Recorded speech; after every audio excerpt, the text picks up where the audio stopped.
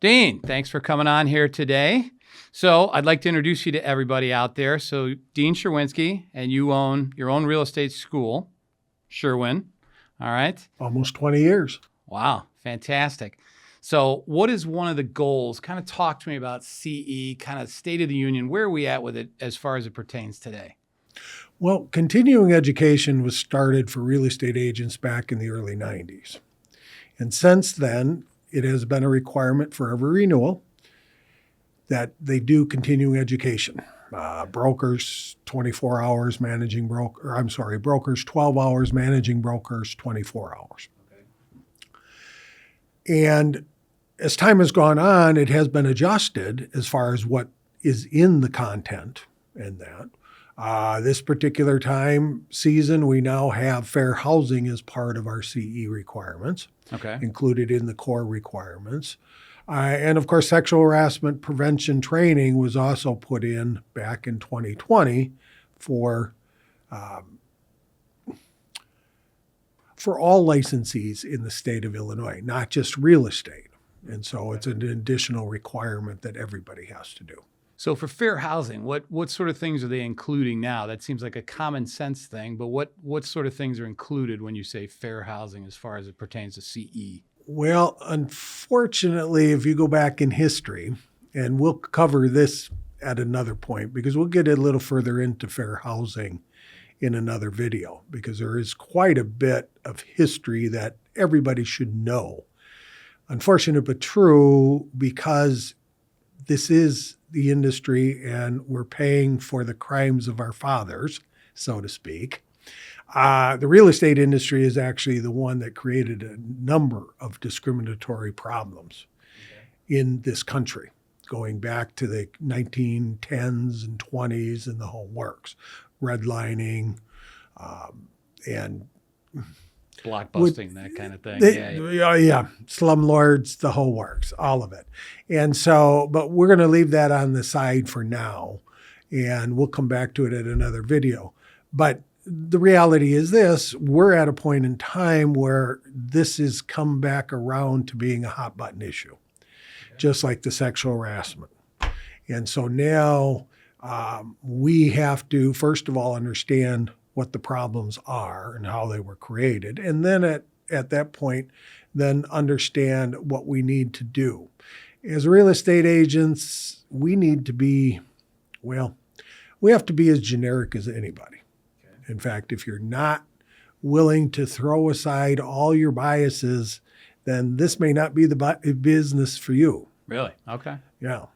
And so you need to be able to work with everybody equally and understand that I'm the same as they are the same as me.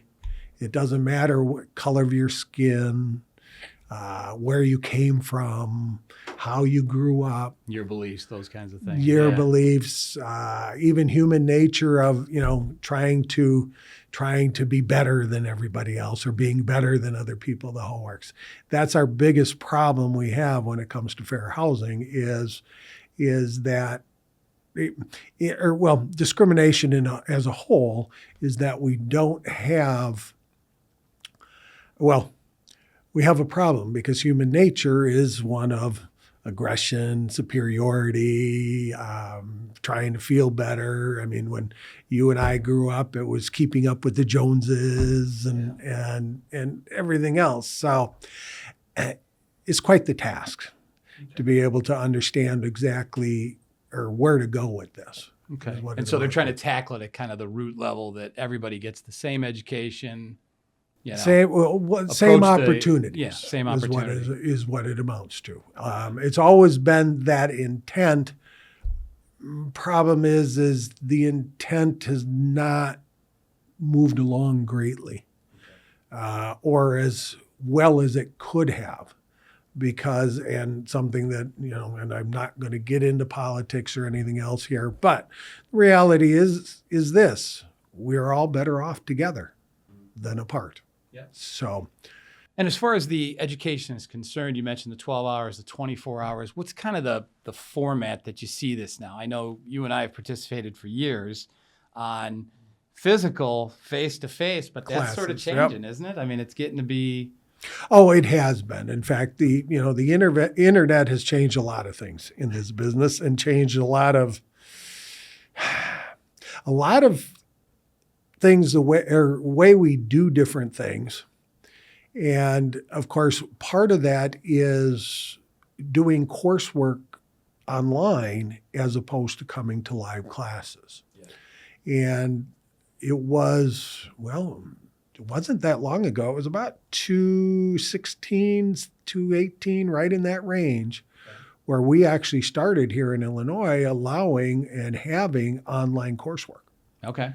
to where you can just do it online on your own rather than having to go to class or rather than having to study and then go take a test for self-study.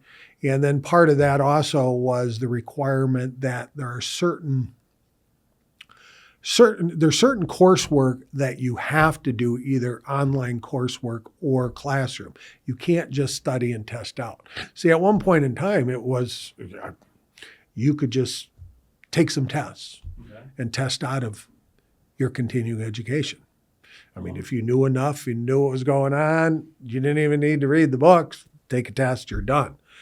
Situation is these days, though, that there is a good number of the coursework, over half of it, pushing more towards 3/4, that has to be done in class or online. So you're going to spend your time doing it. Then it's a matter of what you prefer. Of course, with our society being our head in our apps and people running around and doing a lot of different things, trying to schedule classes gets to be tougher as time goes on. And to a certain degree, that can be a age thing too. I was just going to say, is it more, do you see more of like older folks, and I'd include myself in that, more old school that want to do the face-to-face versus say younger folks that want to do or would prefer to do just online? I don't want to go see somebody. I don't want to stand in a classroom or anything like that. Well, yes, but I don't know as I characterize it quite that way. What I would probably say is, yes, there are still the people who want to go to class. It's a concept of, I don't want to have to find the time to do this. Just tell me where to be at what time and I'll be there, and then get it done. Because I literally, and I tell all my students this, butt in the seat. That's all it takes. Yeah. Just be there, right? Whether it be in person or whether it be online webcast, as long as you're there, body, hopefully mind, but that doesn't always correspond either. We won't get into that. But but yeah, it does have a little bit to do with an age thing, because the younger generations are, let me just do it when I want to do it. Mm-hmm. We have a generation and a half right now. That what do you mean by that when you say generation and a half? That does not know life without the internet. Well, it's only been, 5 years since COVID. So a lot of people, gosh, if they were in college, they probably had to do the online or the, e-learning as they'll call it. And so all of a sudden this CE style is becoming more readily acceptable. I mean, you and I can both think of a time when if you even brought that up 10 years ago or 8 years ago, people would laugh at you like it'll never be that. It's always going to be face-to-face, right? Right. So you kind of see you're always going to have to take tests to do it. Yeah. I know how it works, but yeah. Do you think that's better for your business now that you can kind of do it that way? I know it's kind of made it. Well, it's more convenient for the students to be able to pick and choose and be able to do what they want to do and how they want to do it, right? And as far as the people who are doing the online coursework, I'd characterize that more as it's just more convenient for me to take care of it when I can take care of it. Yeah. Rather than I just don't want to go sit in a class, don't want to see anybody. That isn't the case. It's doing it on your own time. As far as the online coursework goes, it can be beneficial and it can be educational, but that too is similar to anything else. It's a matter of what you put into it. And, one thing I always complain about in my classes is the internet, blaming the internet, because internet has turned us into a bunch of introverts Yeah. sitting at home, ordering everything online next to our emotional support animals. Which is weird because that's not how this business is. It's No. always been face to face, but That's right. it's kind That's of right. changing with the. And there's a number of different things that have a number of different things that have changed as far as what is going on. But we'll get to that in a minute. As far as the CE goes, it's something everybody has to do for April 30th. Bottom line is this: brokers are even years, managing brokers are odd years.